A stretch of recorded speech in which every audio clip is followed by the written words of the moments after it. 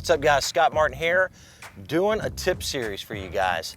I've got CJ in the boat with me today. CJ and I are out filming a little web series. And CJ actually won this trip to fish with me on a web series. Yep.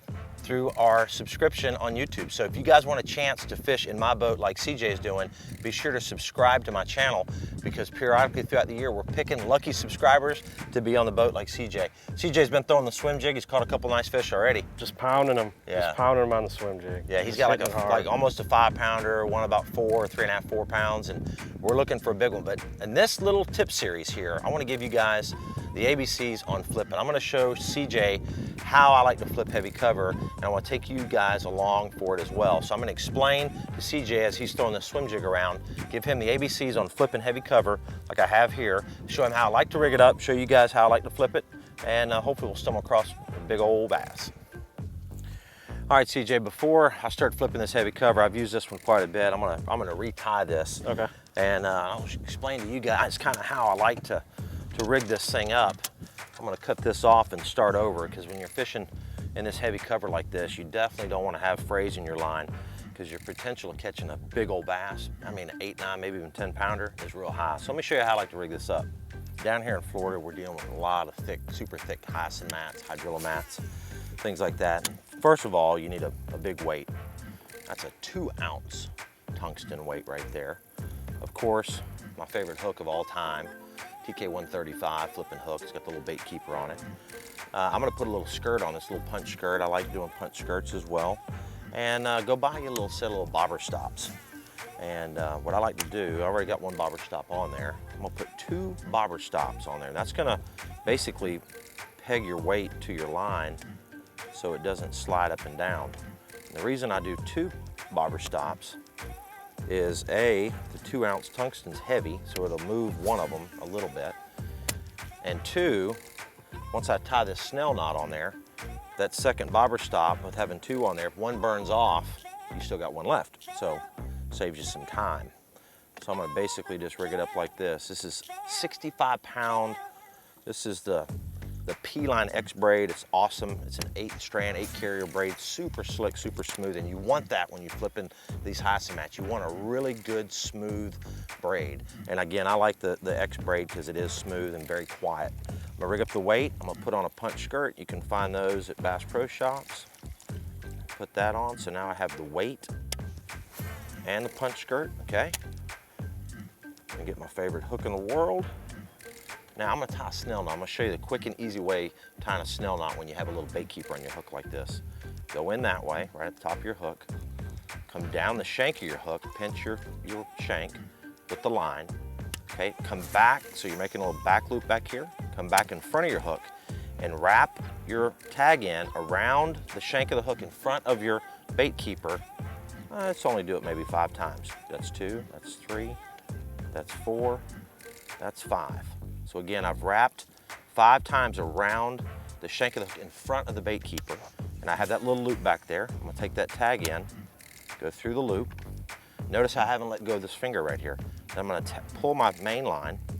When I pull my main line, it's gonna pull everything up. Look at all the cinching up there, perfect like that. Now you do have to pull that a little bit to kind of cinch it all together.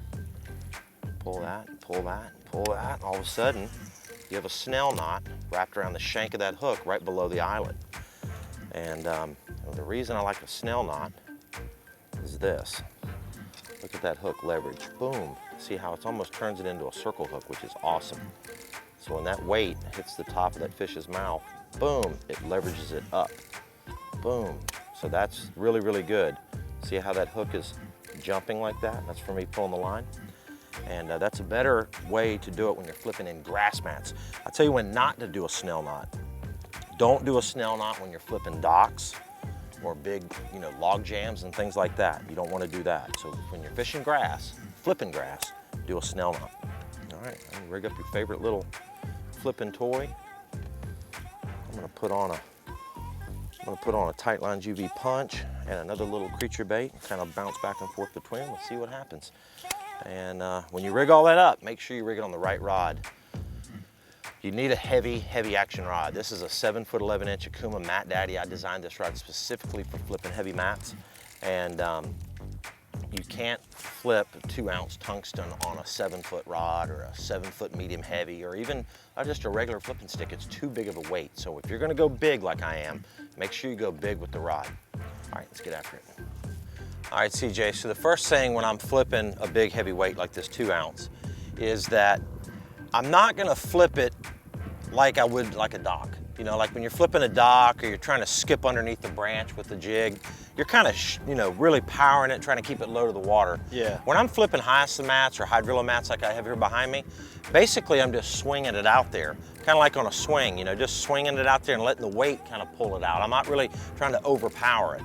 Now I like to keep it in my left hand. Now you can switch, flip it out there, and then when it goes in the water, switch your hand over, but a lot of times you're gonna miss that first bite, and that's important. Yeah. The first time it goes through, they bite it a lot of times, and if you're switching stuff around, you're not gonna feel it as good. So I like to keep it in the same hand. So basically, I start off by pulling out about as much line to about where my reel is, okay? I don't want it way down here, and I don't want it way up here either. So I like it about even with the reel. And I'm just basically keeping my line taut, not tight. I'm not pinching my bait, and I'm just gonna swing it out there and slowly lift my wrist up as it goes out. And you see how it just swung out? Yeah. And landed. Oh golly, one bit it right there. One just grabbed it. And I was literally in shock because it's like the first flip I've made in the hyacinth mats. Now it's not gonna always go through. The one thing you gotta realize is that stuff's thick, okay? So you wanna make sure your hook and all that's good and all up in there nice so there's no hook sticking out. And flip it in there and watch your line. See how I just pulled off my spool there? Yeah. That way I know that it fell through. If that doesn't happen, if I don't see that line pull off, okay, watch this. I'm gonna flip it out there.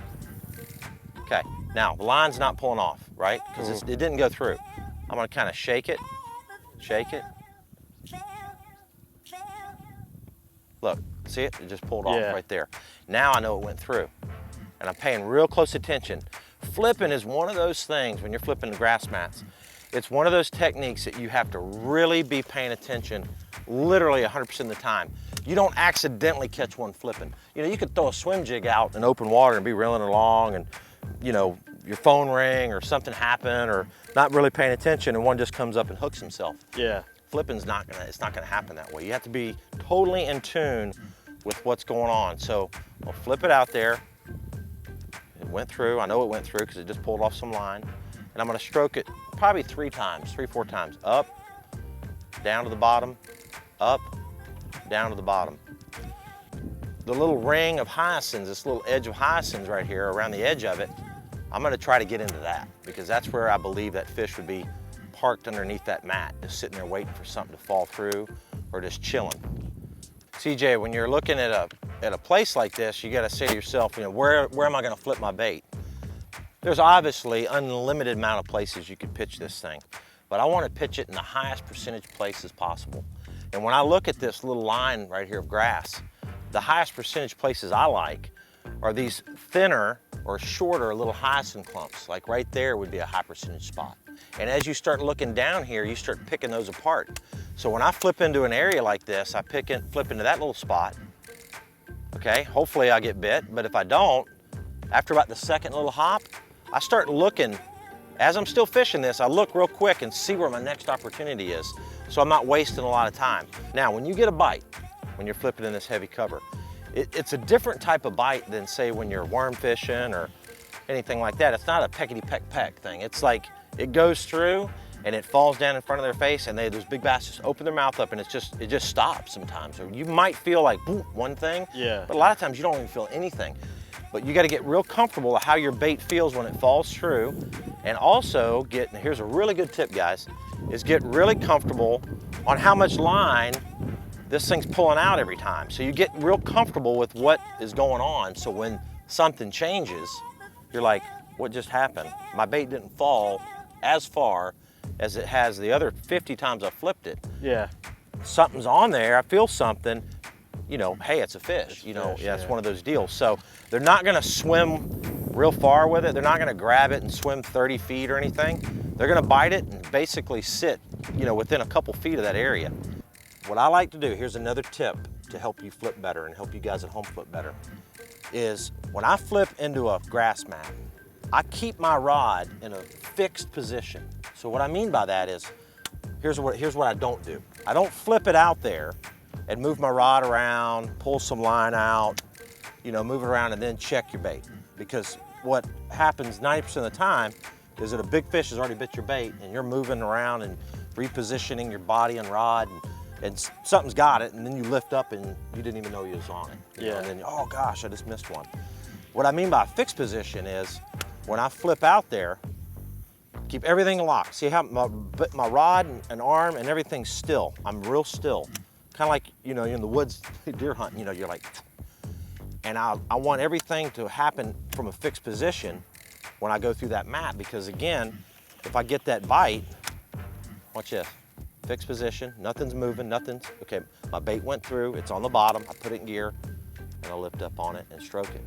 I'm not dropping my tip and doing anything weird, because again, I want to really take full advantage of knowing that that fish bit, because you know, you got a very sensitive rod, you've got braid, which is very sensitive, and that's real important. So fixed position, when you flip it out there, look at this, I haven't moved, everything's moved. See how still I am?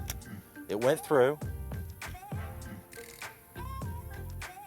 and that's how I do it. Uh-oh, watch this.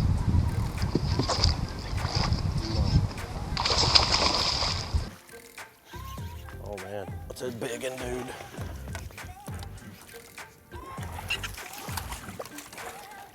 That's a nice one. Isn't that cool? Just like that, dude.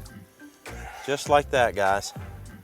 I flipped into that grass mat right there, and literally, he thumped it good. I felt him hit it, which was cool.